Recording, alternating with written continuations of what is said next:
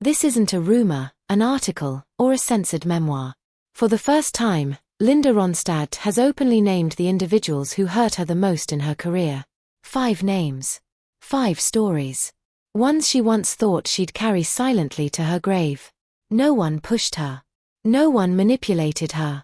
But sometimes, when the singing voice fades, people find new ways to express themselves, and this is the path she chose. What she's about to share will reshape how you see what once seemed like perfect relationships, legendary collaborations, and rock history that was thought to be untouchable. Most people know that the Eagles started out as Linda Ronstadt's backup band before becoming rock legends. What's less known is that Linda gave them their first big opportunity. She chose them not because she lacked her own talent, but because she saw real potential in them. Glenn Frey, still figuring things out at the time, was someone Linda respected, for both his musical talent and his collaborative spirit. But as the band's fame grew, so did the emotional distance. When the Eagles broke through with Hotel California and other hits, no one mentioned their early days behind Linda. Glenn Frey didn't either. In a 1977 interview, when asked about backing up solo artists, he said, "We learned a lot from those days, but frankly we're on our own now." Linda didn't respond publicly, but from that moment on, any invites to collaborate with the Eagles stopped. The tension peaked at the Hollywood Bowl, where they had planned a nostalgic reunion. Linda was supposed to perform a few songs with the Eagles, just like in their early tours.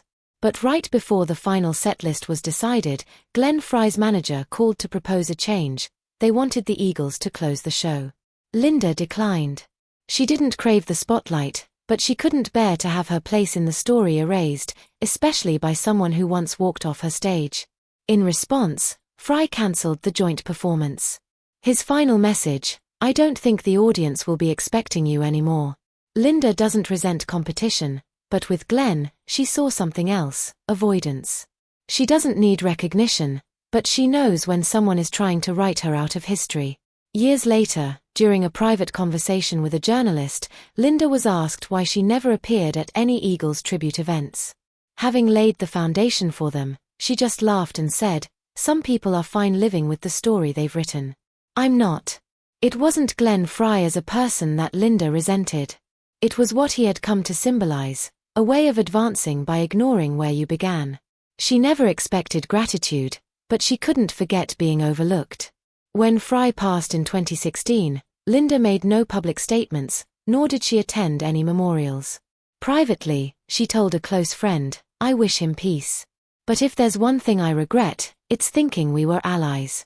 Linda has no need to claim victory in other people's stories.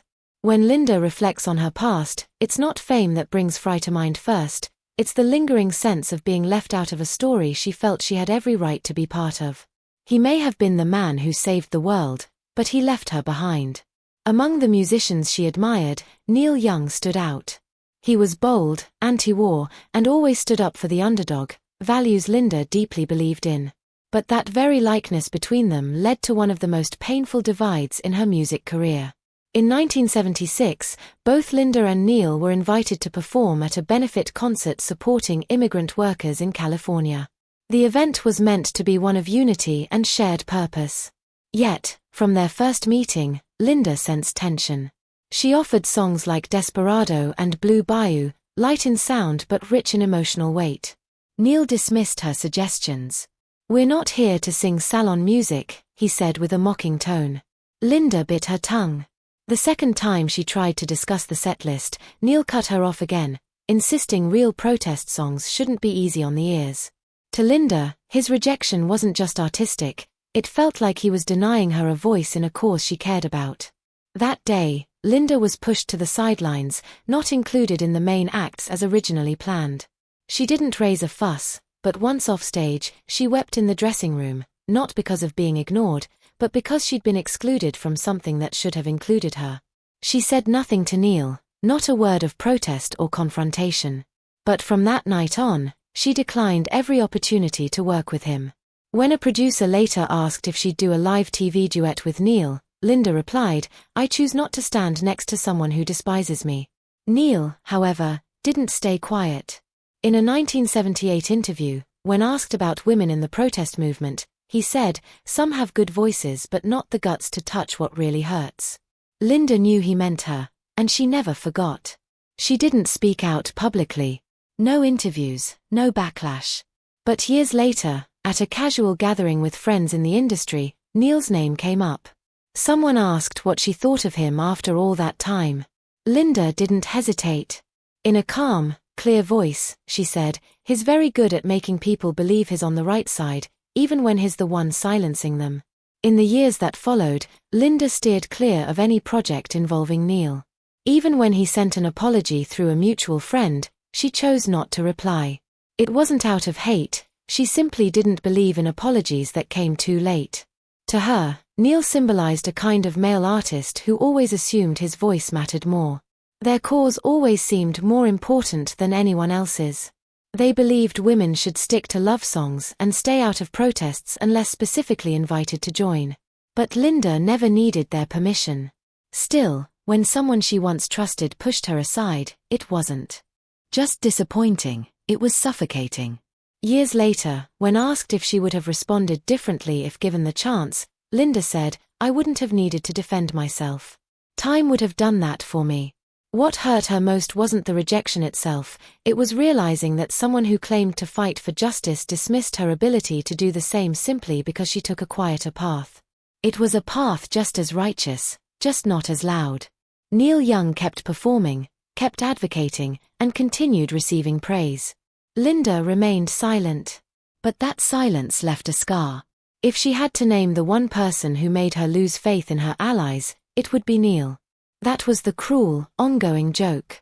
Linda Ronstadt was never one to be dazzled by fame. Despite collaborating with countless legendary artists, she never allowed herself to become a footnote in anyone's story. Her experience with Mick Jagger began with promise but quickly became a lesson in how status can overshadow integrity, something Linda refused to sacrifice. In the 1980s, she agreed to perform in a celebrity charity event. Mick had the idea for the finale, everyone would join on stage for a revamped version of Sympathy for the Devil. Linda had no objections. But after the first rehearsal, Jagger's publicist released promotional photos that showed Linda beside him, labeled simply as Jagger and guest vocalists. No names. No consent. No one had asked. Linda said nothing publicly, but after that event, she deliberately avoided any future collaborations with the Rolling Stones or Jagger for over 10 years. She confided in a friend that she felt used, like a background act to inflate someone else's ego. Then in 1987, Jagger appeared on a late-night talk show. The host made a familiar quip, "Linda Ronstadt is one of the best voices you've ever sung with. What do you think?" Mick smirked and replied, "She looks better when she's not singing." The audience laughed. So did the host. The studio roared in predictable, reflexive laughter. Only one person didn't laugh, the person who had once stood beside him on stage, believing she was a peer, not a prop in someone else's show. Linda didn't speak to the press, but she wrote in her diary, "They say women should laugh at men's jokes. But if it isn't funny, I choose silence as a form of protest." She wasn't shocked by Jagger's comment. What truly saddened her was how easily such remarks were accepted, especially from a revered male rock star. And above all, it was the unspoken belief that women who stayed quiet were easier to dismiss. Linda was invited to sing on a Mick Jagger record in the early 90s, but there was a condition: she had to revamp her image and appear more sexy. She flatly refused without hesitation or negotiation, telling her manager, "I don't need to be sexy to be asked to sing. And if that's what it takes, I'd rather not sing at all." It wasn't that she didn't recognize Mick's talent, she once praised his ability to electrify a crowd, saying he made every fan feel the lyrics were meant for them. Still, to Linda, Mick represented a kind of unapologetic power that thrived by using others' images to elevate itself. She didn't expect an apology or even an explanation. In her view, people who had been idolized and indulged rarely felt compelled to explain themselves. But if anyone had ever asked who had made her lose faith in working with the most famous people in the industry, Linda would have answered without a second thought, Mick Jagger. It wasn't bitterness, it was a boundary. Once someone crossed that line, no matter how famous, they were no longer part of her world. After repeated experiences with male artists marked by ego, power, and prejudice, Linda hoped that women might offer more empathy, understanding, and fairness. She believed that those pushed to the margins of the industry would know how to support each other. But she eventually discovered that not all wounds come from aggression or scorn, some are inflicted by those you once admired and trusted. And those wounds cut deeper. For Linda, that painful realization came through her experience with Joni Mitchell. She had always openly admired Joni, not just for her voice, but for writing her own songs, defining her own sound, and maintaining full creative control. Linda, by contrast, didn't write songs herself, she interpreted others' work in her own style. At times, this made her feel inadequate compared to artists like Joni. In 1979, at a Rolling Stone concert, Linda gave a heartfelt performance of Joni's hit River in a special arrangement. The audience response was enthusiastic. Afterward, she went backstage and saw Joni talking with a group. As Linda approached, Joni turned, gave a faint smile, and remarked, "I didn't know my songs were so popular." Though it sounded light, Linda detected clear sarcasm. She said nothing and quietly spent the rest of the evening in the dressing room. A week later, Joni was interviewed by a music magazine and asked about other artists covering her songs. She responded, "I write from my blood. No one can convey that unless they've lived it." When Linda read the quote, she folded the magazine and never spoke about Joni publicly again.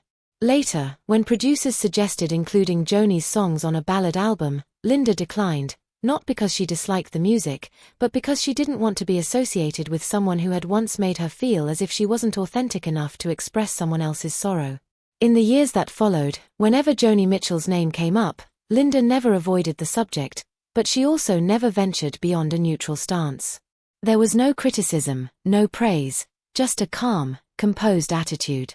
When asked once if she would ever collaborate with Joni again, Linda replied simply, "I admire talent, but I choose to work with people who have both talent and kindness. One without the other isn't enough."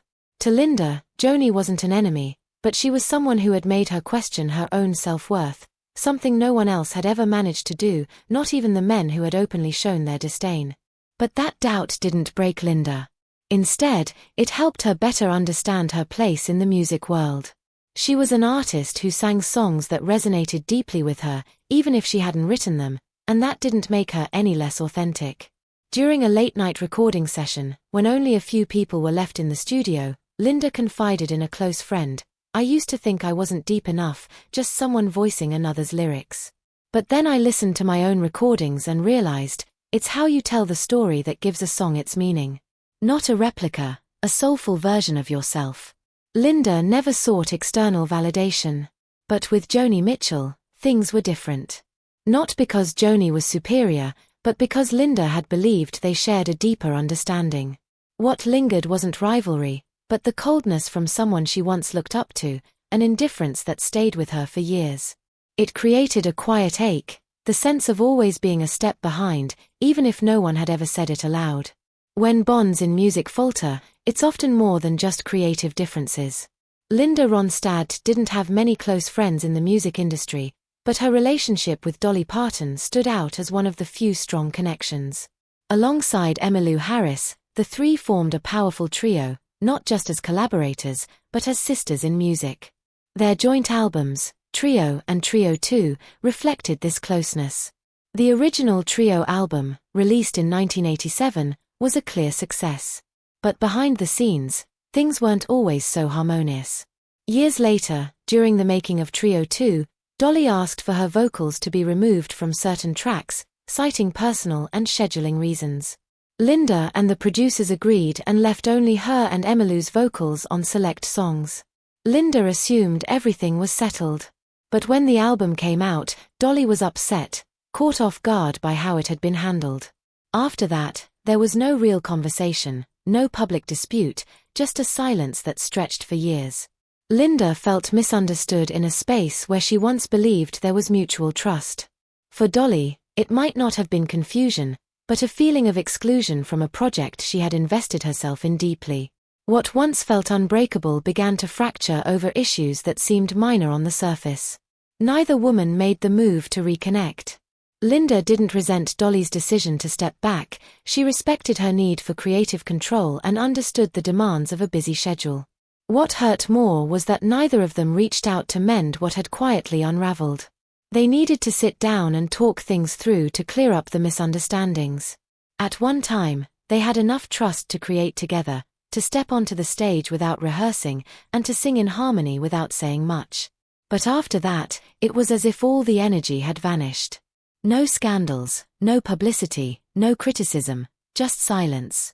From that moment on, they never performed together on the same stage for many years. In a private conversation with Emmylou Harris in 2005, Linda said something that stunned those listening. "I'm not angry at Dolly for choosing to step back.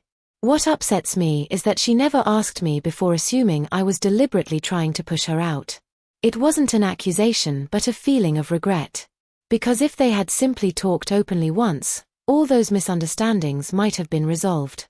Yet, the silence that followed created a distance much harder to overcome than any argument." Years later, when Linda, Dolly, and Emmylou were honored together at an awards event in Washington, they had an opportunity to reconnect. They hugged, smiled for the cameras, and exchanged polite words like old friends. Everything was polite and proper, but Linda could clearly feel that something between them was lost forever. There was no conflict or bitterness, it was just that something once beautiful had faded, and no one knew how to bring it back. To Linda, Dolly was not a bad person. She even described her as intelligent and sharp, a natural producer shaped by her folk artist roots. Still, Linda acknowledged that a distance had grown between them, caused by both choosing silence over honest conversation when misunderstandings came up. Linda doesn't expect every relationship to end perfectly, but if there's one person she most regrets losing, it's Dolly Parton. In a private note, she once wrote, "Some people aren't worth keeping, but others truly are. It's a shame we don't have enough time to keep them properly. Not every wound comes from outright betrayal. Some are slow, small, and never fully heal, because they come from trust that was once genuine." Linda Ronstadt shares these stories not to cause pain or demand apologies, nor does she seek anyone to defend her. But in a world where female artists are often pressured to stay silent to protect their image, speaking out, even if late, is always important. If hearing this makes you reflect on the darker side of fame or simply want to experience Linda's perspective in a new way, leave a comment. We'd love to hear your thoughts. And if you believe this story should reach more people, please like, share, and subscribe to the channel so you don't miss other hidden stories about legends who rarely show anger. Linda has shared her side. Now it's your turn.